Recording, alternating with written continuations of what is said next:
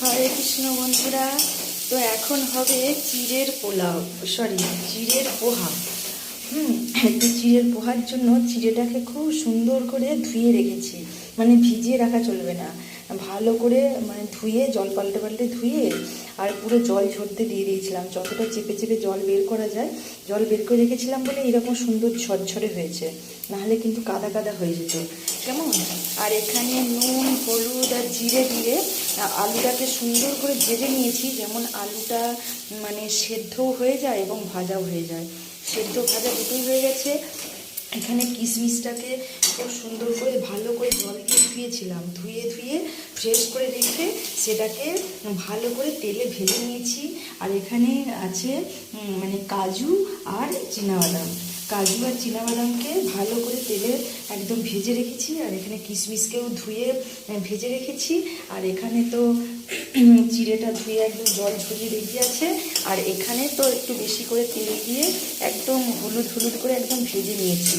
এবার এর ওপরে আমি দিয়ে দেব এই চিড়েগুলো। কেমন? এই চিড়েগুলো এর ওপর দিয়ে দেব, দিয়ে নাড়তে থাকবো এইভাবে, ভালো করে সুন্দর করে মিশিয়ে নেব। যেমন খুব সহজ পদ্ধতিতে বাড়িতে যেমন বানানো যায়, বাড়ির সাধারণ আইটেম দিয়ে, হ্যাঁ সেইভাবেই করব, এক্সট্রা কোনো কিছু আর দেবো না। তো এইভাবে খুব সুন্দর করে মিশিয়ে দেবো। কেমন? সুন্দর করে মিশিয়ে নিয়েছি। এর ওপরে দেব চিনি, খুব কম করে চিনি, অনেকে বেশি খেতে ভালোবাসে তারা বেশি দেবে, আমি খুব একটা চিনি তরকারিতে দিই না, সব ভালোবাসি না খুব একটা। অমনিতে প্রচুর মিষ্টি খাওয়া হয়, তো সেই জন্য তরকারিতে মিষ্টি আমি একটু কম দিই। কেমন? তো আমি মিষ্টি দিলাম, সবাই স্বাদ মতো মিষ্টি দিয়ে নেবেন। আর নুন দিয়েছিলাম আমি আলু ভাজার সময় বেশি করে, আবার একটুখানি নুন আমি দিয়ে দিলাম। কেমন? দিয়ে সব একে একে মিশিয়ে দেব। এই যে কিশমিশগুলো, ভাজা কিশমিশ আর কাজু আর চিনাবাদাম একসাথে সব একসাথে দিয়ে দিলাম। কেমন?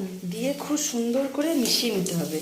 এক হাতে মেশাচ্ছি তো খুব একটা ভালো হচ্ছে না, অসুবিধা হচ্ছে, দু হাতে ধরে করলে খুব একটা ভালো হবে।